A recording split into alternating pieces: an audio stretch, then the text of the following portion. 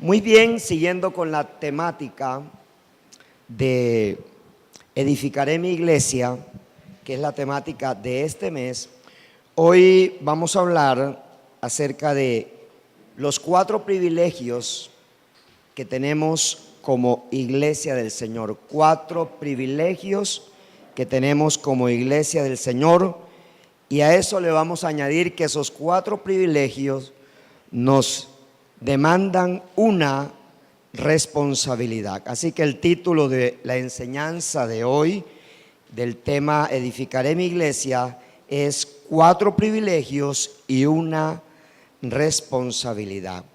Vamos a la palabra del Señor y vayamos a la primera carta del apóstol Pedro, capítulo 2. Primera carta del apóstol Pedro, capítulo 2. Versículo 9, primera carta del apóstol Pedro, capítulo 2, versículo 9, y dice la palabra del Señor, y leemos en el nombre del Padre, del Hijo y del Espíritu Santo.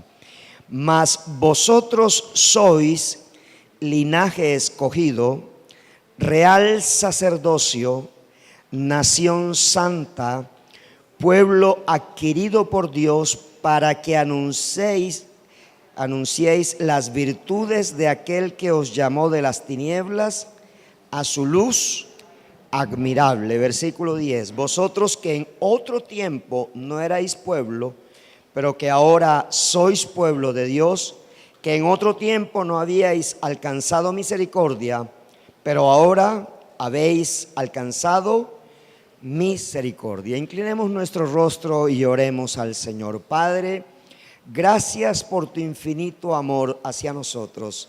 Gracias por este tiempo. Gracias, Señor, por este día que tú has hecho, Señor, donde nuevas son tus misericordias, porque tu palabra dice que cada mañana nuevas son tus misericordias. Así que en el nombre de tu Hijo Jesucristo, Señor, nos apropiamos de esas misericordias tuyas para nuestra vida, para nuestra familia, para la gente cercana, para mi hermano en la fe y para todos cuantos creen en el Señor Jesucristo. En esta mañana te pedimos, Señor, que tu palabra continúe haciendo la edificación por la cual tú has prometido: edificaré mi iglesia y las puertas del Hades no prevalecerán contra ella. Así que, Señor, así como la muerte no puede tocarnos sino cuando tú lo autorizas, Padre del cielo, así creemos, Señor, que sigues edificando nuestra vida por medio de tu poderosa palabra, la cual nos insta siempre a pensar en lo eterno, pero a afirmarnos, Señor, aquí en la tierra mientras caminamos llevados por la persona de tu Espíritu Santo en Cristo Jesús. Amén y amén. Y la iglesia le da al Señor un fuerte y poderoso aplauso. Más fuerte es para el Señor. Gloria a Dios.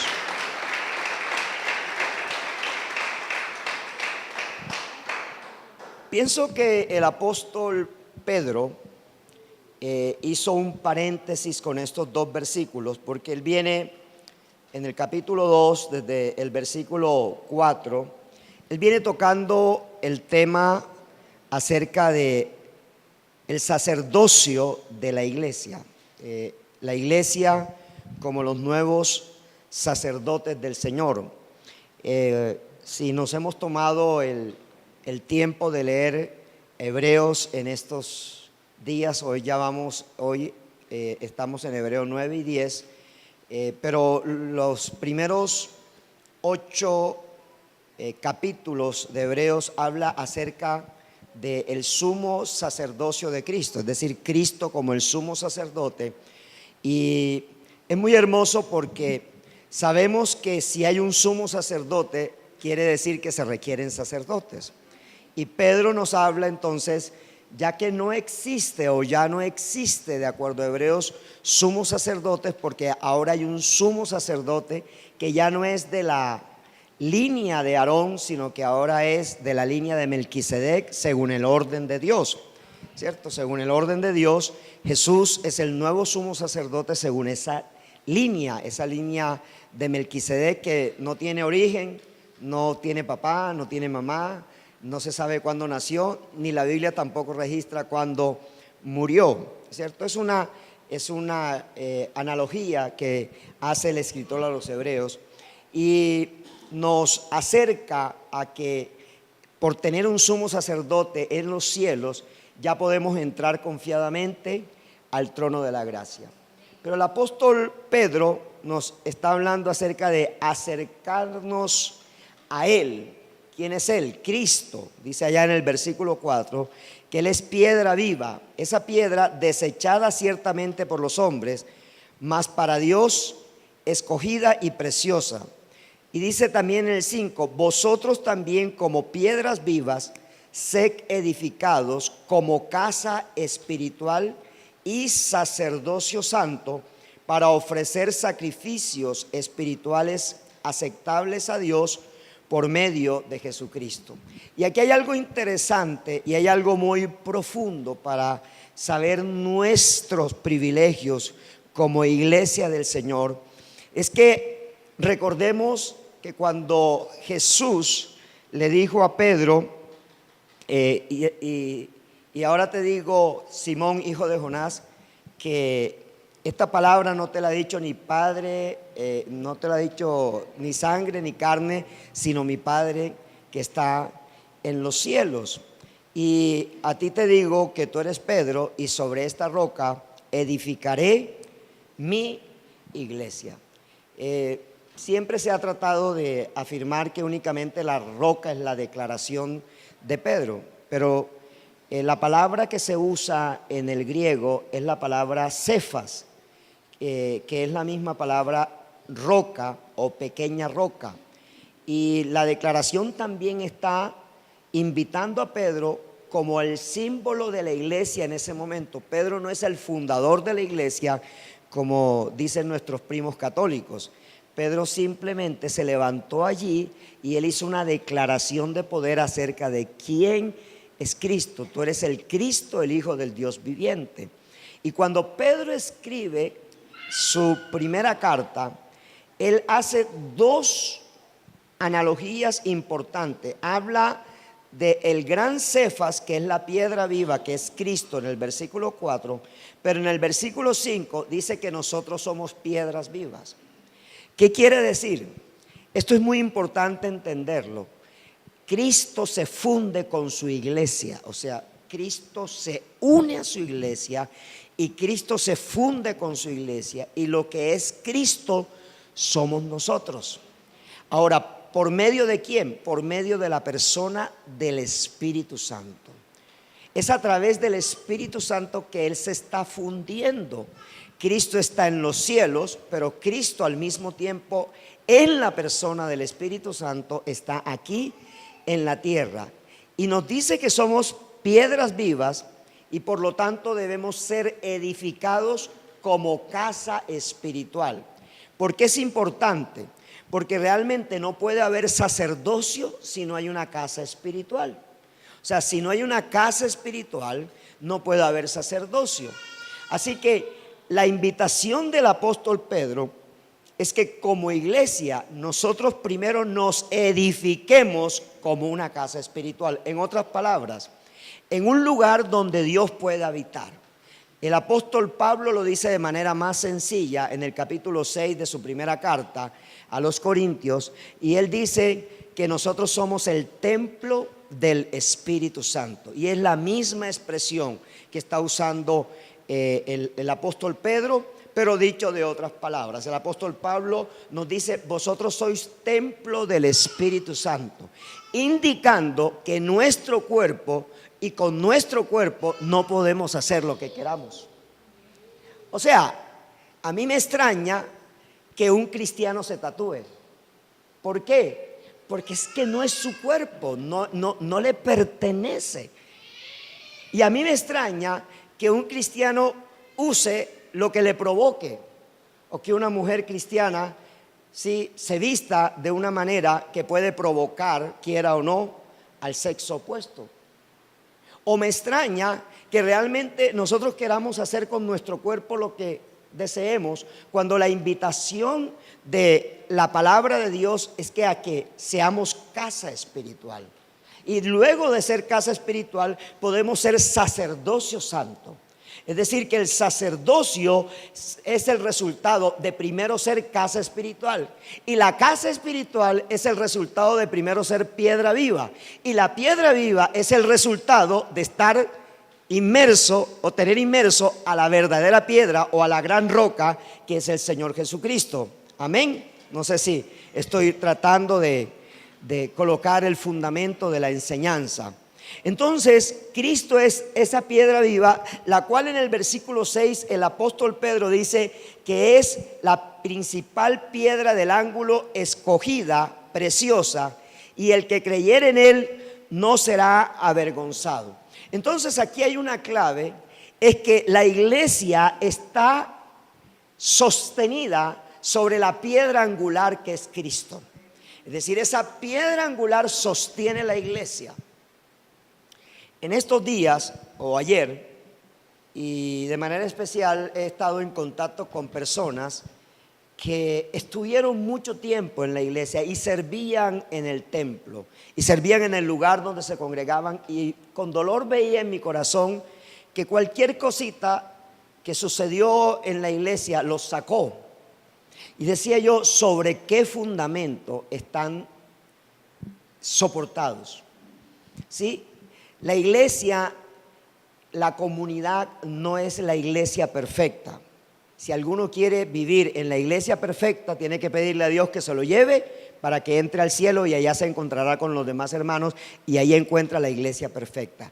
La iglesia de Cristo en la tierra es perfecta por Cristo, no es perfecta por nosotros. Todos nosotros te vamos a fallar.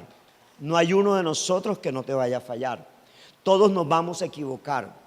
Y todos estamos aún supeditados en un cuerpo de muerte. Estamos supeditados en un cuerpo mortal, y este cuerpo mortal todavía es un cuerpo corruptible, que cuando seamos transformados en la segunda venida de Cristo, en el rapto del Señor, es diferente. Pero en este momento vivimos en un cuerpo corruptible. Nos vamos a equivocar, vamos a meterlas de caminar. Pero hay algo importante: mientras la piedra angular sea Cristo, nosotros vamos a ser edificados como casa espiritual. ¿Estamos claros allí? Ahora, esa casa espiritual esa piedra angular, fue rechazada por los judíos, por sus hermanos, por los hermanos de Jesús fue rechazado. Por eso dice que los que creemos en él, en esa piedra preciosa, no seremos avergonzados. Pero los que no creen en él van a terminar siendo avergonzados, ¿cierto? Allí termina Pedro, haciendo una distinción de nosotros como casa espiritual y como sacerdocio santo. Entonces, ahora viene una declaración poderosa que comienza en el versículo 9 y comienza diciendo: mas vosotros sois linaje escogido. Y comienza con esta declaración que es muy importante, porque es una primera declaración de privilegio. Ahora está diciéndole a los judíos, a los cuales pueden leer esta carta o algún día leyeron esta carta: ustedes antes eran escogidos por Dios, o sea, Dios los escogió. Pero ahora la escogencia, el ser linaje escogido de Dios, no es porque yo quiera, sino porque ustedes miren a la piedra angular que están desechando. En otras palabras, la preponderancia que tiene la iglesia ahora es más importante que Israel. O sea, en este momento, mientras Cristo no venga, no regrese a la tierra, la iglesia está en primer lugar para Dios antes que el pueblo de Israel.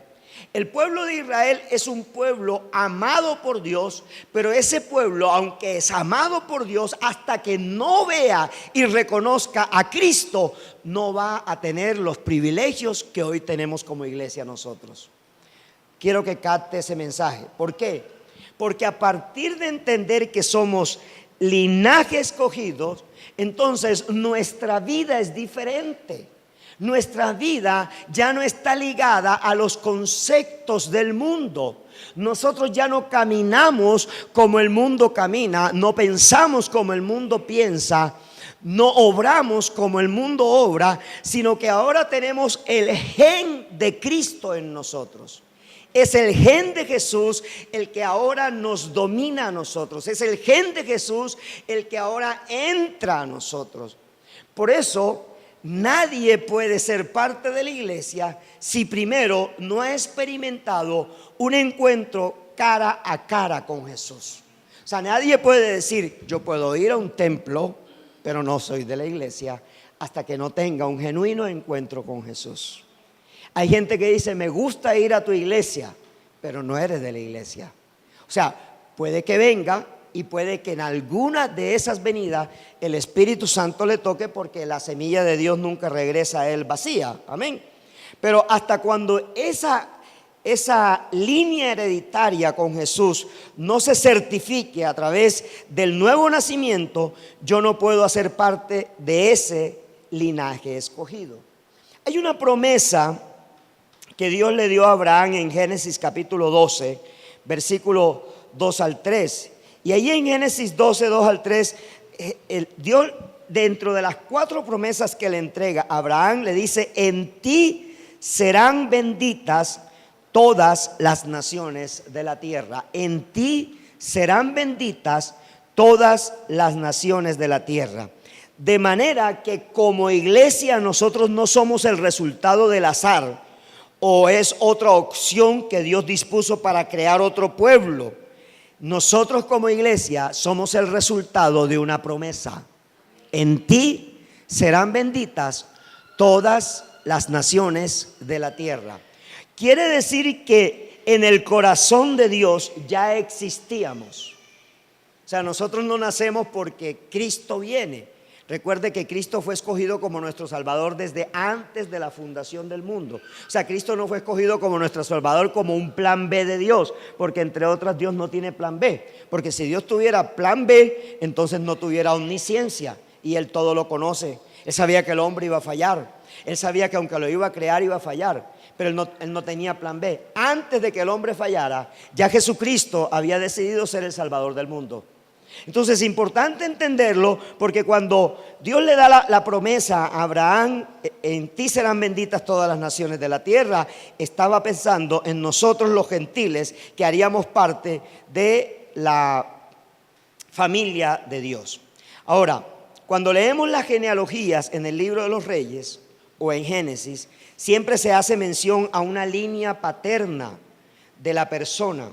Usted va a encontrar en varios libros algunas declaraciones que siempre dicen hijo de, hijo de, hijo de. O sea, en Israel esa expresión de Marcos hijo de, Juan hijo de, Simón hijo de, David hijo de, se reitera porque la línea genealógica de la paternidad implica una estirpe especial. O sea, ser de una estirpe especial, ser de una casta, una aristocracia especial. Por eso a los judíos siempre los han tratado de matar, o siempre los han tratado de exterminar, porque los judíos a donde van prosperan, a donde van hacen cosas que en un 2x3 están dominando prácticamente el país. Quítele a los Estados Unidos, a los judíos que viven en Estados Unidos, y los Estados Unidos se queda como el país más pobre de la tierra. ¿Por qué? Porque la economía de Norteamérica es sostenida por el pueblo de Dios, por los judíos. Entonces, esa estirpe es importante, porque está hablando de hijo de quién. ¿De quién eres tu hijo? Hijo de Dios, hermano de Jesús. Nosotros somos hermanos de Jesús, somos hijos de Dios. Juan capítulo 1 versículo 12, en el 11 dice, a los suyos vino, pero los suyos no le recibieron. Y dice el 12, pero a los que le recibieron, a los que creen en su nombre, Él les dio la potestad de ser hechos hijos de Dios. Quiere decir que hay una estirpe especial. Pasamos a ser parte de la familia de Dios. Y a ser parte de la familia de Dios, Dios tiene unos privilegios para nosotros. Unos privilegios. A veces cuando vienen los problemas nos sentimos achicopalados, nos sentimos como, no sé, como una cucaracha en el desierto, nos sentimos como acabado. Y se nos olvida que somos una estirpe especial. Los problemas no definen nuestra casta. O sea, los problemas no definen quiénes somos. Lo que define quiénes somos es la palabra de Dios. Y si la palabra de Dios dice que tú eres linaje escogido, quiere decir que tú tienes una estirpe especial. Y aunque en tu apellido, en el caso mío, se llama Enrique Hernández, delante de Dios esos dos apellidos no son tan importantes. Lo que es importante delante de Dios es quién me rescató a mí. O sea, Jesús, el Hijo de Dios, Marcos, el Hijo de Dios. Y eso es lo que significa linaje escogido. ¿Por qué? Porque el gen define la genealogía de una raza, de un pueblo, de una familia, de una nación. El gen es la estructura de donde procedemos nosotros, es una estructura hereditaria. Así que nuestra estructura hereditaria no es de la familia paterna y materna de donde venimos, sino que a partir de Cristo nosotros tenemos un nuevo gen, el gen de Dios. Ese es el gen que debe dominar en nuestra vida. Cuando revisamos el Evangelio de Mateo, el escritor a ese Evangelio comienza su relato con una descripción de la genealogía de Jesús como el Hijo de Dios, para mostrar la línea familiar paterna del Mesías y demostrar de esta manera que en efecto Jesús, como el Cristo, hace parte de una genealogía profética y mesiánica. Eso es el propósito en el primer capítulo del Evangelio según Mateo.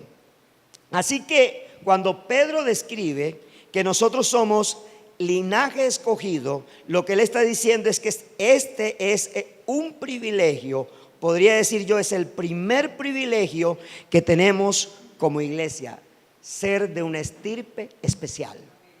Somos hijos de Dios. Yo no sé si a usted le cuesta trabajo reconocer que es hijo de Dios. Yo no sé la situación por la cual usted esté pasando. Yo no sé el momento de dificultad económica, emocional, familiar, de salud por el cual usted esté pasando. Pero lo que le puedo decir es que cuando usted se hace un autorreconocimiento de quién es, a usted inmediatamente su mente va a cambiar. O sea, su mente, venga, yo soy hijo de Dios. Venga, ¿cómo así? O sea, ¿por qué voy a tener miedo de esto? ¿O por qué voy a tener miedo de esta situación? ¿O por qué me voy a atemorizar de esta situación si como hijo de Dios tengo promesas? Ahora, a mí lo que me impacta es que las promesas de Dios son en Él sí y en Él amén. O sea, quiere decir que Dios todo lo que dice lo cumple. O sea, en Él sí es sí, no es no. Y en Él amén dice así sea. Quiere decir que si yo soy hijo de Dios y hay un reconocimiento de que yo soy hijo de Dios, ese es mi estirpe. Yo no soy menos que eso. No soy menos que eso. Cuando alguien te quiere apachurrar, cuando alguien te quiere menoscabar, cuando alguien por tu condición te quiere pisotear, recuérdale que tú eres hijo de Dios. Tienes que decirle: mira, mi hermano, no sé qué estás vomitando, yo no sé qué basura quieres echarme, pero te quiero decir algo: yo soy hijo de Dios. Y nada de lo que tú me quieras hacer me va a afectar a mí. Me va a afectar a mí. Mira, cuando tú sabes quién eres, las puertas están abiertas para ti. Y no cualquier puerta. Yo siempre le digo a la iglesia: tú no tienes por qué aceptar cualquier trabajo donde te saquen de congregarte. Que hay gente que dice: no, yo te voy a contratar, pero tienes que trabajar hasta los domingos. Óyeme. O sea que tú vas a abandonar a Dios por 3 pesos, simplemente porque tu estómago necesita comida. Entonces, ¿en quién estás poniendo tu confianza? ¿Cuál es tu identidad? Porque cuando hablamos de linaje escogido, estamos hablando de identidad. ¿Quién soy yo? Yo soy hijo de Dios.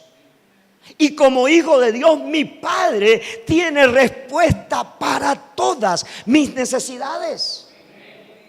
Mira, el Hijo de Dios es el único que se puede dar el lujo de escoger con qué empresa trabajar y qué salario ganarse. Es el único que puede hacer eso.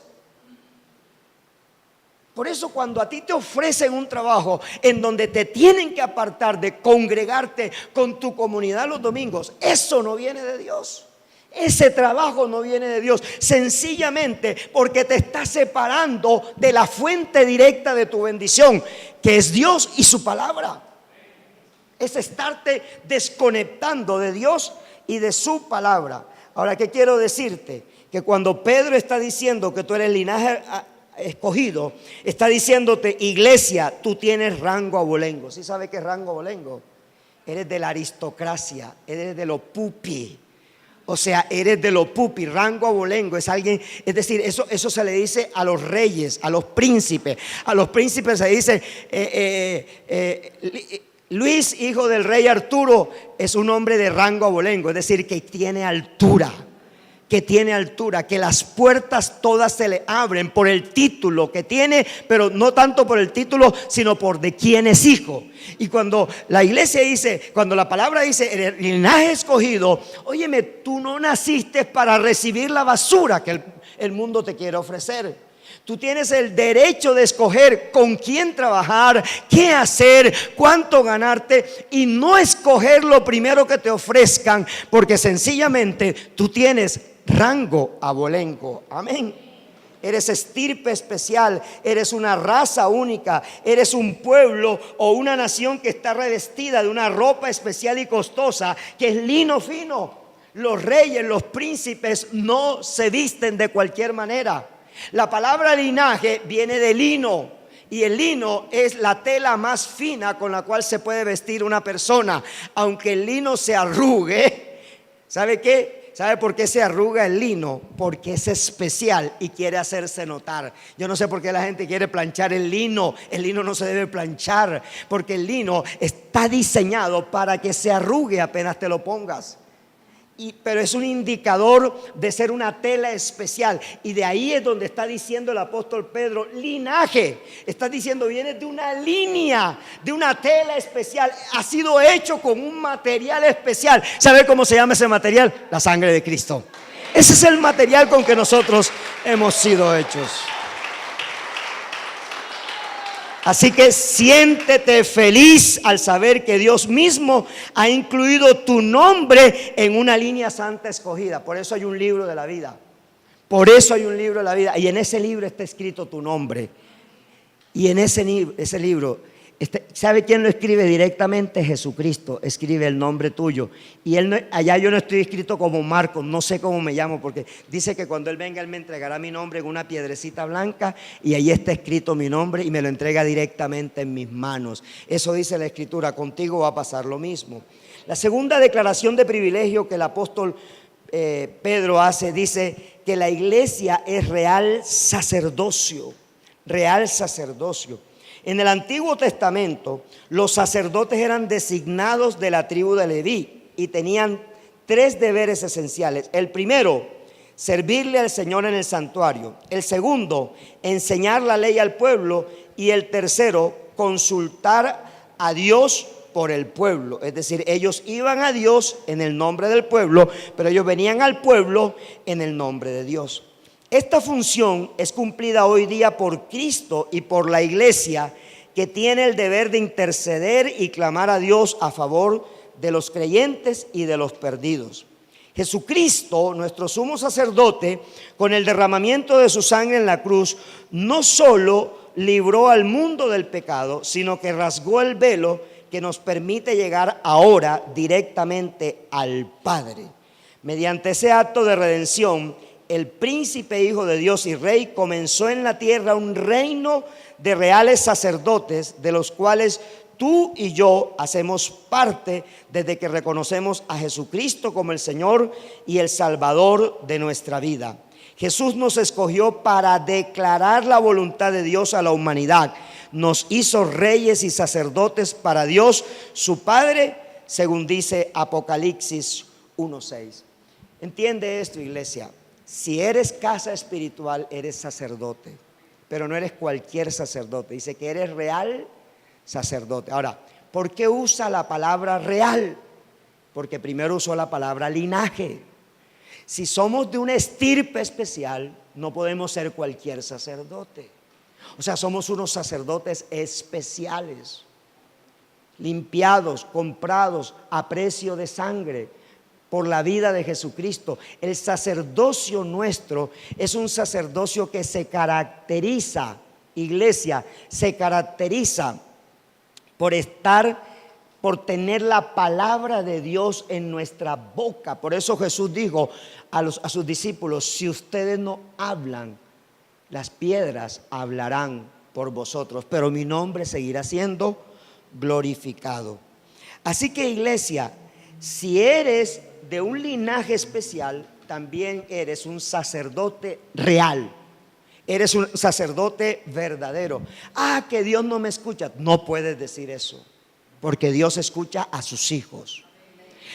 Que yo vengo orándole al Señor y no hay respuesta. No te preocupes, la respuesta va a venir. Tú tienes que seguir intercediendo, porque el sacerdote lo que hace es interceder delante de Dios, ir a la presencia del Señor, clamarle al Señor. Moisés le clamaba a Dios: no desaparezca este pueblo, yo no quiero un pueblo nuevo, yo quiero este mismo pueblo. ¿Qué van a decir las naciones de la tierra? O sea, hay un sacerdocio que está en ti, y ese sacerdocio que está en ti lo tienes que expresar a otras personas. Hay gente que viene a la iglesia con un vestido de santo a la iglesia, y sale de la iglesia y entonces la boca ya es toda rajada, los pensamientos son todos rajados. No, nosotros estamos vestidos de sacerdotes en la iglesia, en la casa, en el trabajo, en todo lugar estamos vestidos de sacerdote. Yo no le puedo contestar a mi familia, a mis hijos, yo no le puedo contestar a mi jefe, o yo no le puedo contestar a mis empleados si tengo una empresa, de cualquier manera, porque soy sacerdote.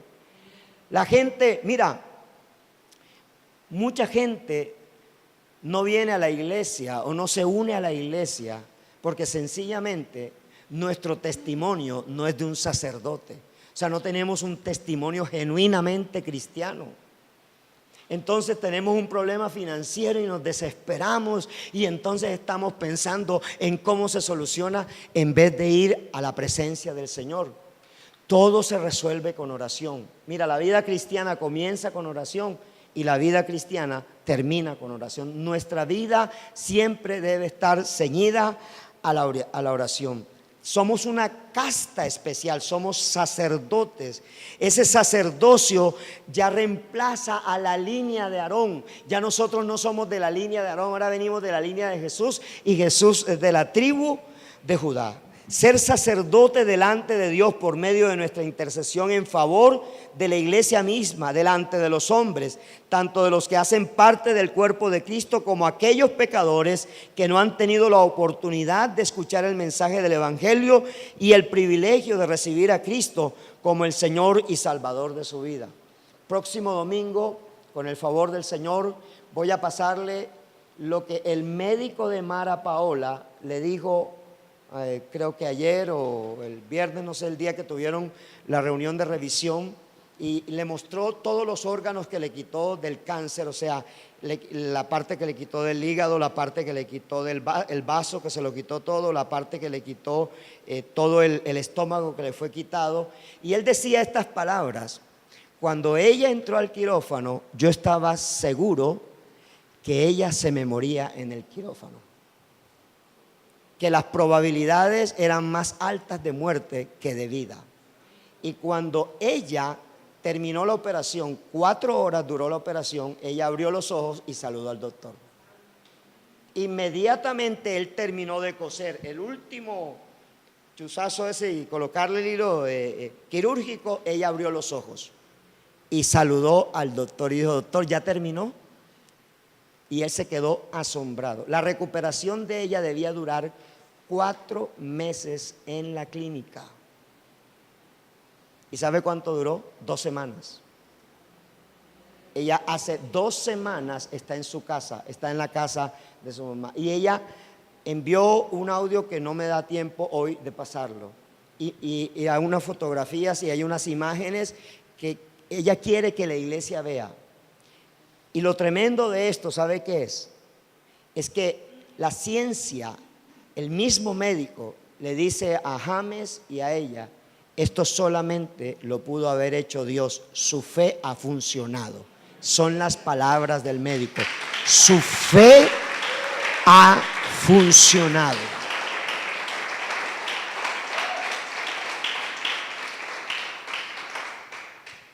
¿Sabe por qué es importante esto? Porque si usted sabe quién es, a usted no lo derrota ni un cáncer siquiera. Ni un cáncer siquiera lo derrota. Vea, ahí tiene a Claudia García. Toda una semana con radio y quimioterapia y está aquí. Y está aquí. ¿Usted sabe lo que es todas las semanas? 4 horas de quimio y de radioterapia. Y está aquí. ¿Sabe por qué? Porque la fe nos levanta. Porque es la confianza en el Señor. Eso se caracteriza a la iglesia. Le cree al Señor. Ese es el Hijo de Dios. Es el que le cree al Señor. No el que frente a la adversidad se derriba, se derrota. ¿Yo qué voy a hacer? ¿Y Dios qué está pensando conmigo? ¿Por qué no me lleva? Hay gente que piensa en la muerte. Ayer fuimos a visitar a Lucía. Y Lucía, los brazos, decían los médicos que iban, esos brazos se iban a mover y las piernas se iban a mover por ahí entre 4 y 6 meses. Y ayer movía sus brazos y movía sus brazos y hablaba y nos reconocía y decía amén cuando estábamos orando. Sacerdocio santo. Somos casa espiritual. Y la fe es lo que vence al mundo. Es nuestra fe. Al mundo lo vence nuestra fe, lo vence la sangre de Cristo y lo vence la palabra de Dios. Nuestras 3 armas espirituales: fe, palabra y sangre de Cristo. ¿Por qué nos dejamos derrotar por las circunstancias? No importa. Dios te movió donde te movió, de donde te haya movido, es porque te trajo un tiempo de victoria. Si Él nos movió de Barranquilla a Medellín hace 14 años, no fue para destruirnos, nos movió para levantarnos y nos movió aunque aquí no había nada, aquí no se veía nada, esto era desierto, nosotros no teníamos ni idea por dónde estábamos caminando, caminábamos y no veíamos nada, pero ¿sabes qué? Dios tenía un plan predispuesto desde antes de la fundación del mundo. Y ese plan de Dios, si Dios te movió de Venezuela acá, créeme que es aquí donde te va a bendecir y te va a levantar de una manera tremenda. ¿Por qué? Porque Él no hace cosas al azar. Él hace cosas con propósito. Número 3, dice que la iglesia es nación santa. Tercer privilegio, somos nación santa. Israel fue la nación escogida por Dios para preservarse y mantenerse alejada de la contaminación del pecado y de la idolatría, como ejemplo y testimonio a otras naciones de la magnificencia y misericordia de Dios. En aquel tiempo Jehová dijo a Abraham, llamado el padre de la fe, que en él habrían de ser benditas todas las naciones de la tierra. También está en Génesis 18:18. Y aun cuando Israel se desvió y llegó a adorar dioses paganos, Jehová no les abandonó y le cumplió su promesa por medio de Jesús. El Padre les prometió por herencia a las naciones. Salmo 2:8. Todas las naciones le servirán a Israel. Salmo 72:11. Por medio de él nos alcanzaría la salvación, dijo el profeta Isaías. Él traerá justicia a las naciones. He aquí que yo lo di por testigo a los pueblos, por jefe y por maestro a las naciones, dice Isaías 55:4. Israel en el Antiguo Testamento la vemos como la nación escogida por la voluntad y misericordia del Dios vivo. Pero la iglesia de Cristo es hoy la nación santa, con Jesús como rey, con Jesús como supremo sacerdote y maestro. Tú y yo somos esa iglesia. Nación santa eres, nación santa eres. Cada pecador, cuando recibe el mensaje del evangelio y decide voluntariamente recibir a Cristo como el Salvador y Señor de su vida, ingresa al reino de Dios, adquiere la ciudadanía celestial en ese nuevo reino, es hecho hijo de Dios por la fe en Jesucristo, es una piedra viva, por lo tanto se une a una familia grande de la tierra, a la familia de Dios, que es la familia espiritual más grande que puede existir, y es la familia santa. Y no somos santos por lo que hacemos, somos santos porque la sangre de Cristo nos santifica. Somos santos por eso. La sangre de Cristo nos santifica. Hay gente que me pregunta, pastor, y entonces ya recibí a Cristo, ¿qué tengo que dejar de hacer? Yo le respondo, nada. ¿Cómo así, pastor? Nada. Yo puedo seguir fumando, puedo seguir metiendo guaro, puedo seguir...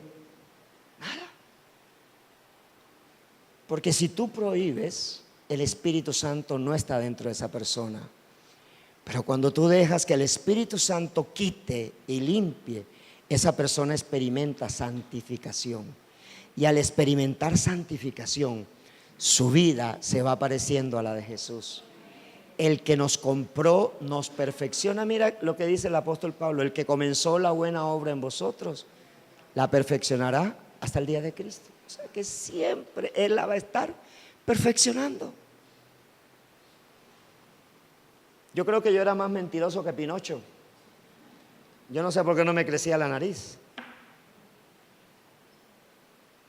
Pero yo comencé a notar que cada día yo decía la verdad y decía la verdad y decía la verdad, y que ya me costaba trabajo decir mentira. Yo nunca me propuse dejar la mentira. Es algo que quitó el Señor. Nuestro pecado, mire, la imagen que yo tengo es Isaías capítulo 6. Isaías ve a unos querubines, ¿cierto? A unos serafines, perdón. Y él ve, dice que el día que murió el rey Usías, vi yo al Señor sentado sobre un trono alto y sublime, y sus faldas cubrían el templo. Dice, ay de mí que soy pecador, hombre muerto soy. Y en ese momento uno de los serafines tomó un carbón encendido que había en el altar y tocó los labios del profeta y dijo, vivo en medio de un pueblo de labios inmundos y yo tengo labios inmundos. Pero el serafín le dice, esto ha quitado tu pecado. Cuando el fuego del Espíritu Santo toca tu vida, eres nación santa. Cuando el fuego del Espíritu Santo toca tu vida, no tienes por qué preocuparte de cómo se va el pecado de tu vida, porque el que te llamó a santidad te santificará. Amén. Y número 4, la iglesia es pueblo adquirido. Pueblo adquirido. Y la iglesia es pueblo adquirido porque fue comprado por el precio más costoso que se puede comprar una vida, que es otra vida. Jesús dio su vida para que tú seas parte de su pueblo, seas parte de Él, ¿sí? Así que mediante el derramamiento de la sangre de Jesús en la cruz y por la gracia de Dios, tú y yo hemos sido rescatados del pecado, justificados y convertidos en sus hijos. El sacrificio de Jesús y nuestro reconocimiento como el Señor y Salvador de nuestras vidas es lo único que se necesita para alcanzar la vida eterna. De esa forma entramos a la nueva Israel, que es la iglesia de Jesucristo. Si permaneces en Él y permaneces con Él, eres pueblo adquirido por Dios. Ninguno de quienes nos denominemos cristianos podemos desconocer que toda nuestra vida, espíritu, alma y cuerpo, le pertenece a Jesús. Si en verdad hemos nacido de nuevo y nos encontramos unidos a Cristo por medio de la familia de la fe. Cuando Jesús dijo, edificaré mi iglesia, no estaba usando una metáfora meramente, sino estaba declarando la verdad más hermosa de toda la palabra. Voy a comprar con mi propia vida un pueblo para que me adore, para que me honre, para que me siga, que sea santo, que sean mis sacerdotes, que sean de mi linaje y que me amen con todas las fuerzas de su corazón. Si tú te encuentras identificado en cada una de esas declaraciones, entonces con certeza yo hoy puedo decirte, tú eres pueblo adquirido por Dios. Amén. Así que eres pueblo de Dios, date alegría. Y termino con esto. ¿Con qué propósito? ¿Cuál fue el propósito por el cual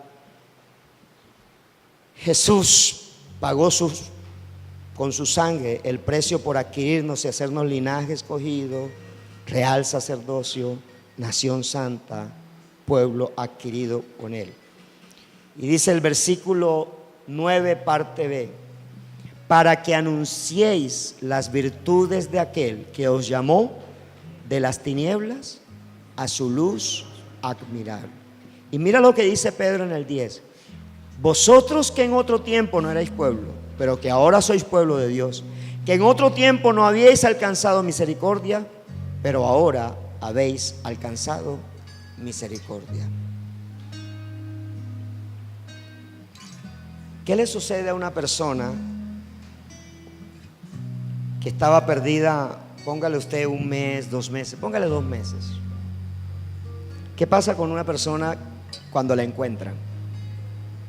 ¿Qué es lo que más hace esa persona? ¿Por qué? ¿Por qué? ¿Por qué un perdido cuando lo encuentran habla tanto? ¿Sabe por qué? Porque un perdido sabe lo que es un perdido. Un perdido sabe lo que es la ausencia, la desesperanza, la desconexión. Y porque un perdido sabe que por encima de las riquezas materiales, el estar con otro ser humano es importante. ¿De qué le sirve a un perdido tener toda la plata del mundo si no sabe dónde está? Entonces, cuando un perdido lo encuentran, ese perdido cuenta toda la historia, desde que se perdió hasta que lo encontraron. ¿Y sabe cuántas veces las cuenta? Miles y miles y miles de veces. A mí no se me olvida la imagen de cuando rescataron a Clara y a la amiga, a Ingrid Betancourt. Oiga, esa mujer, cada vez que le hacen una entrevista, esa mujer narraba lo mismo, con la misma pasión. ¿Por qué? Porque es un gozo estar en libertad. Porque es un gozo haber sido encontrado, haber sido rescatado. Y la iglesia es la única que no habla de aquel que lo liberó, de aquel que lo rescató, de aquel que lo sacó de las tinieblas. Entonces la iglesia está callada. Y cuando tú estás callada, no has reconocido tus 4 privilegios: que eres linaje escogido, que eres nación santa, que eres real sacerdocio y que eres pueblo adquirido con Dios, por Dios. Así que cuando tú reconoces que te han dado 4 privilegios, no te cansarás de hablar de Jesús a quien se te presente por delante, sea chico, sea grande, sea alto, sea lo que sea, tenga dinero o no tenga dinero. Vas a hablar de Jesús siempre, vas a estar anunciando a Jesús siempre, porque has sido rescatado. Tú sabes de dónde te sacó Jesús, tú sabes dónde te encontraba cuando Jesús llegó a tu vida. Y Él no vio una basura, Él no vio una porquería, Él vio un linaje escogido, Él vio un real sacerdocio, Él vio una nación santa, Él vio a alguien por el cual podía pagar con su vida, con su sangre, tu vida, y comprarte y rescatarte de las garras del diablo.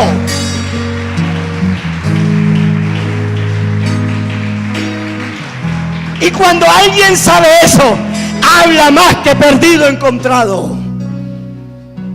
Y por eso, si tú y yo somos rescatados, no cesaremos de hablar de las virtudes de aquel que nos llamó de las tinieblas a su luz admirable.